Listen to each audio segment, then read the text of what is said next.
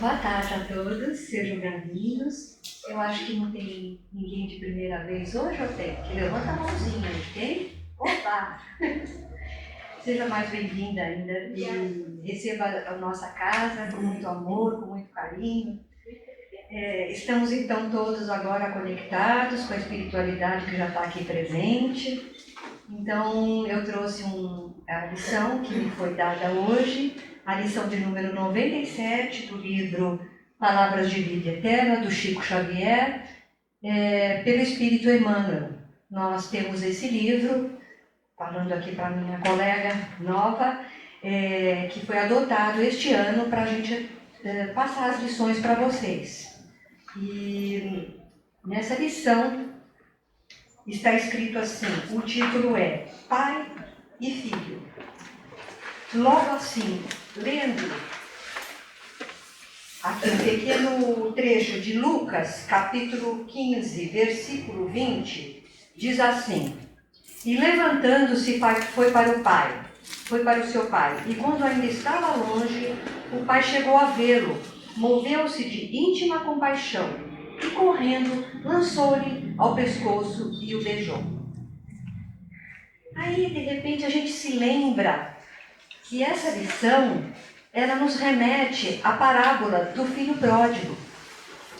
Vocês conhecem a palavra do filho pródigo, mas eu vou tentar focalizar nessa lição hoje as coisas simbólicas que estão embutidas nessa lição. Porque a história em si, ela é toda cheia de símbolos. A parábola é uma narrativa alegórica, não é um fato real, não aconteceu, mas assim, era uma maneira, naqueles tempos de Jesus, e não foi Jesus que trouxe a parábola, mas a parábola já vinha de séculos antes, e Jesus também fazia suas narrativas através desse tipo de ensinamento, que tinha sempre um ensinamento moral. Quando ele fazia a sua pregação, quando ia ao monte, quando evangelizava, quando falava as lições, quando ensinava o que ele queria que as pessoas fizessem. Então, nessa parábola, ela se chama Pai e Amigo, mas a mesma parábola, aliás, essa parábola não, essa lição chama-se Pai e Amigo, a parábola, o filho pródigo. E também tem outros nomes também. Tem o homem que tinha 2 filhos, os 2 filhos. Então são vários nomes que são dirigidos ao mesmo, a parábola do filho pródigo. Até aí tudo bem, gente? Então assim, a gente tem que se ater que essa parábola, os ensinamentos de Cristo e tudo mais, foram nos trazidos no primeiro século, né, de Jesus. E eles sofreram uma série de traduções do grego, que o grego também sofreu traduções, porque tinham vários, depois foi evoluindo, foi modificando com o tempo. Então essas parábolas, elas tiveram tantas traduções que fica às vezes difícil a gente saber o que foi traduzido fielmente, certo? Então as interpretações é que aí vão nortear essas parábolas. Como nós vamos interpretá-la? Então, nós vamos interpretar pelo ponto de vista espírita, certo? Então, nós vamos pensar assim. No livro da FEB, no terceiro livro sobre parábolas de Jesus, estão incutidas na lição, olha só, 5 pontos bem interessantes para a gente entender o que é essa simbologia que tem nas parábolas, que tem um véu que às vezes impede que a gente entenda exatamente, nós ficamos assim meio cegos, meio com a visão, né, obscurecida, e não entendemos muito bem o que quer dizer. Mas nós vamos ter a imutabilidade de Deus. O que quer dizer isso? Que Deus não muda, Deus é sempre o mesmo. Nós vamos ter a redenção pela dor ou pelo amor. Nós vamos ter ação e reação a casualidade. Nós vamos ter o livre-arbítrio, que a gente tanto fala do livre-arbítrio. E vamos também ter o principal, que é a nossa evolução moral. Certo, gente? Agora vamos encaixar tudo isso na história do filho pródigo. Então, assim, era uma vez, ou havia um homem que tinha 2 filhos. E o mais jovem deles, antes da morte desse pai, ele pediu ao pai que lhe desse a sua herança, que seria a fazenda que pertencia ao pai, uma parte da fazenda. E esse pai, ele não discutiu, ele não repreendeu, ele não perguntou por quê, ele simplesmente aceitou e distribuiu parte da sua fazenda para o filho caçula e para o filho mais velho. Só que o filho mais novo, ele era uma pessoa jovem, com sede de saber o que existia lá fora, além daquele espaço que ele vivia. Era um adolescente de 15 anos que queria conhecer o mundo, queria saber como era a vida, diferente daquela que ele já conhecia com a vida na casa do pai. Então, esse filho, que recebeu a sua parte da herança na fazenda, ele sai em busca de conhecer o mundo, com esse espírito jovem, dinâmico, curioso, também com um pouco de egoísmo também, por que não? Porque pediu essa fazenda quando o pai nem tinha morrido ainda, não? E achou que merecia.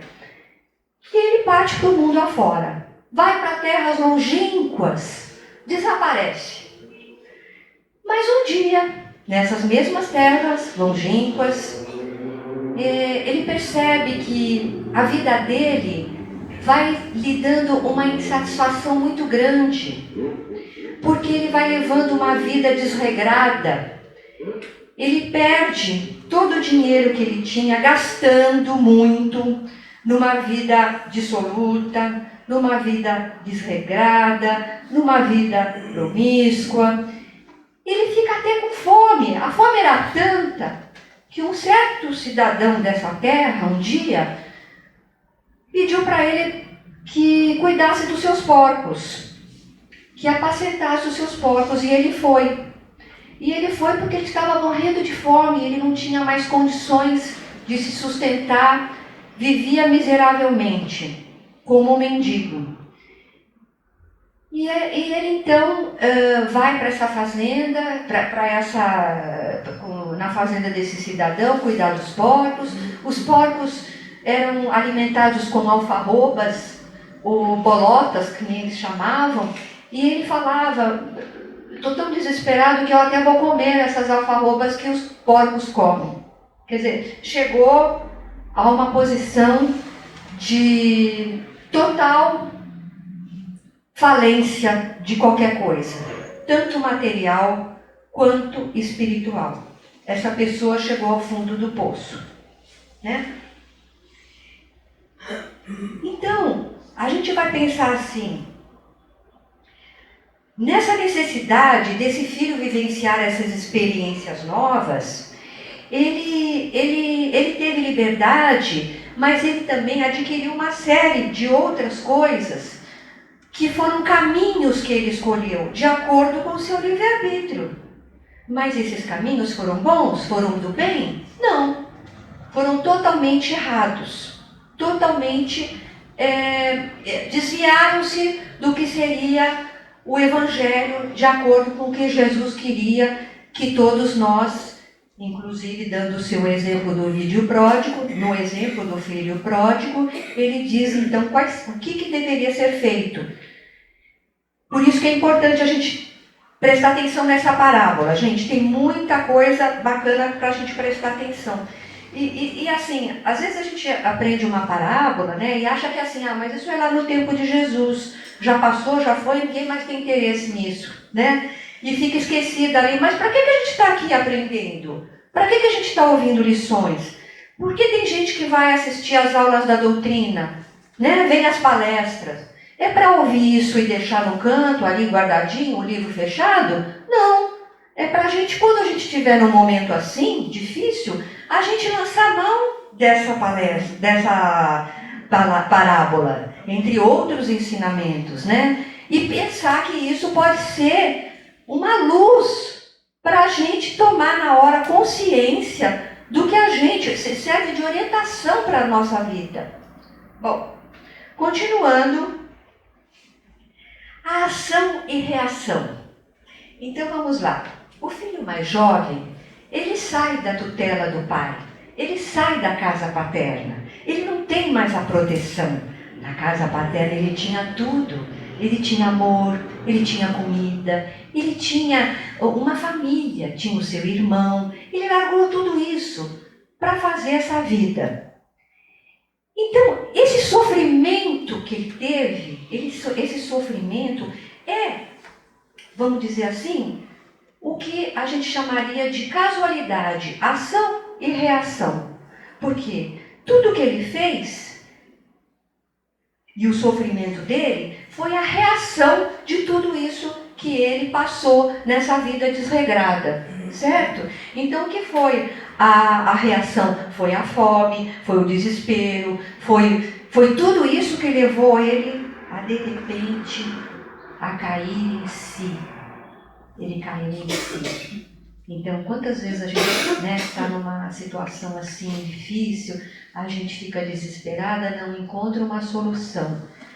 Mas, quando a pessoa começa a pensar, começa a avaliar o seu comportamento, as suas atitudes, os seus pensamentos, ela tem assim uma rápida, um insight assim, que faz com que ela sinta que ela errou.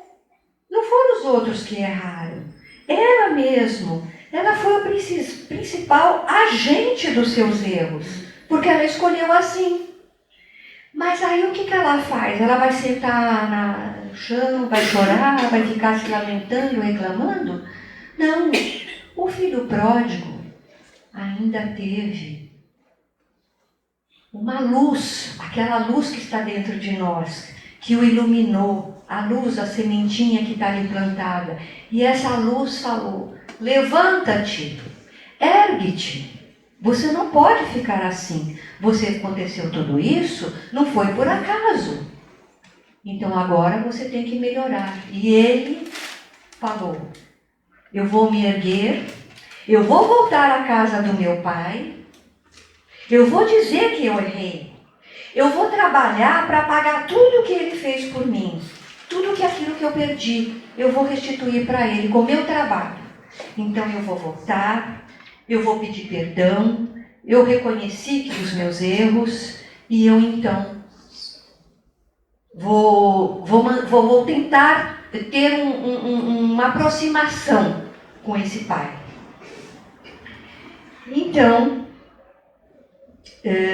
o rapaz abatido pelo cansaço, entregue à sua fatalidade da sua vida, né? Ele resolveu se redimir e voltou à casa do pai. O que nós temos aqui? Nós temos aqui um movimento dele de quê? De evoluir moralmente com essa redenção e essa busca por esse pai maior, se a gente pensar, é Deus, né? Que a gente está se referindo aqui como o pai comum, mas na nossa reflexão ela transcende. Não vou falar aqui do pai, nós vamos falar numa relação de Deus para conosco e na nossa para com Deus. Ela é muito mais importante, vamos dizer assim, ela é uma coisa espiritual, tão espiritual, que os prazeres materiais, eles não servem mais, eles não têm mais importância na vida dessa pessoa. Então aquela ânsia de procura, de viver, de não sei o que, aquilo tudo acabou. Acabou, e ele agora vai então voltar para se melhorar. Para Emmanuel, nós devemos sempre ter essa luz interior acesa. E ela nunca deve se apagar. Então isso quer dizer o quê? Que o nosso amor a Deus nunca pode terminar. Muito importante isso. Então, toda dor tem um remédio. Toda ferida pode ser curada.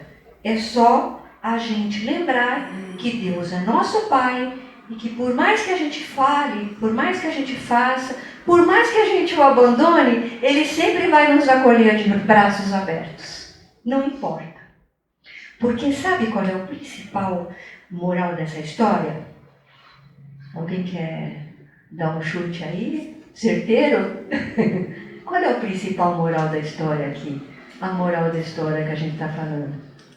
A redenção do filho, né?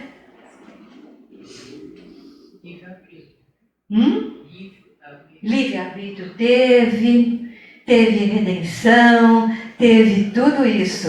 E a principal que eu digo, no meu entendimento aqui das minhas leituras, é a nossa reflexão que a gente faz do perdão, porque o Pai perdoa, o Pai é misericordioso, quando Ele vê que aquela pessoa está sinceramente arrependida.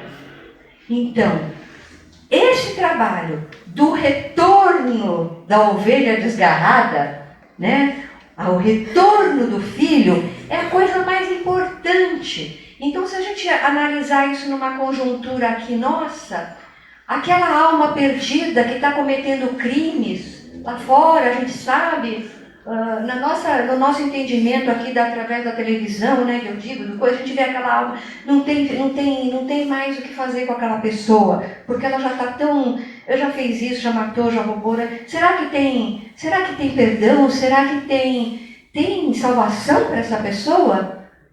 Depois do que eu falei aqui, depois do que foi colocado através da leitura que eu fiz, vocês acham que essa pessoa pode ser resgatada?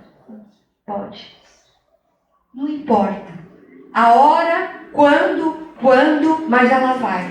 Se ela voltar com perdão, sinceramente, reconhecendo aquilo, então ela está recuperada. É esse retorno, a volta do filho pródigo, a volta do filho gastador, ela que faz a gente entender que para tudo há uma solução. E Deus perdoa. No momento, seja o momento que for. Porque Deus não muda, Deus é sempre o mesmo.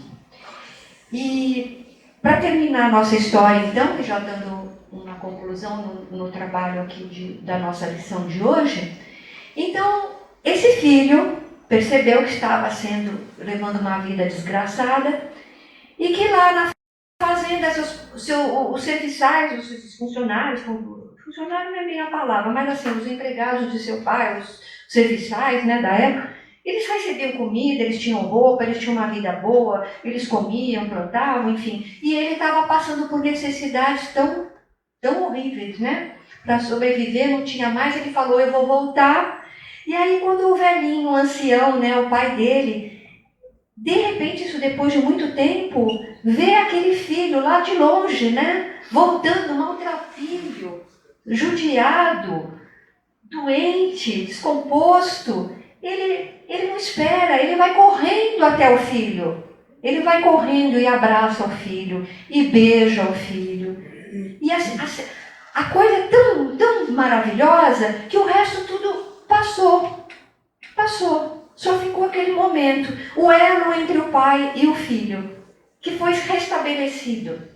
E isso a gente deve fazer com o nosso pai lá em cima. Vocês estão percebendo a simbologia? Então, essas parábolas nunca se perdem. Elas são muito proveitosas. Elas nos dão uma lição de moral que a gente tem que abrir esse véu que existe na frente da gente e poder perceber tudo isso. E é isso que o Kardec faz conosco, nós espíritas, né? Nós temos nossa missão de abrir os olhos, os ouvidos dos outros, para que os outros entendam também da mesma forma essas ideias, para não serem deturpadas. Então, essa é a nossa missão, esclarecer, mostrar o nosso amor, a caridade, que é diferente do orgulho e da vaidade, completamente diferente, é o oposto. Então esse filho redimido, ele não é mais orgulhoso, ele não é mais vaidoso, ele é vencido, mas ele vai se reerguer. Ele vai surgir e vai começar a mostrar para os outros também, porque aquele pessoal, quando o pai perdeu o filho, assim, que foi embora, a aldeia toda daquela comunidadezinha lá, devia ter falado, né? Falado mal do menino. Foi embora, deixou o pai, pegou o dinheiro dele, vendeu a fazenda, gastou tudo, agora vem aí, né? Todo aí pedindo perdão, não sei o que lá. Mas se o pai não tivesse tido essa atitude de ir até ele, talvez ele recebesse paulada, chute, porque não iriam compreender, eles não iam ter a mesma misericórdia do nosso Pai maior, né? Então, quando ele volta, ele é tido como filho que voltou, então que merece o perdão. Se o pai perdoou, os outros não vão perdoar? Não! Vamos fazer uma festa para o retorno desse filho pródigo. E é então com um bezerro cevado, que ele vai receber o seu filho, com um manto que pede para que tragam para ele vestir, com um anel que ele tinha para lhe dar e com chinelos que ele tinha para calçar. Então é isso, gente. A nossa lição de hoje, ela é maravilhosa. Ela é uma parábola muito bonita, muito polêmica. Inclusive, só deixando aqui um ganchinho aqui, né? Porque a gente podia comentar do segundo filho, mas eu não vou comentar. Por quê? Porque a lição fala do filho pródigo. Na lição 98, essa é a 97. Bom, na lição 98, quem for o palestrante da lição 98 vai falar sobre o segundo filho, que é o filho censor. Então eu não vou entrar, porque aí nós temos uns outros problemas que também vão ser focados na próxima lição. Tá bom, gente? Então, muito obrigada. Eu quero que vocês tenham uma boa semana, que hoje seja um dia maravilhoso, muito alegre, que vocês saiam daqui com o coração assim, em paz, tá bom? E um beijo a todos. Obrigada.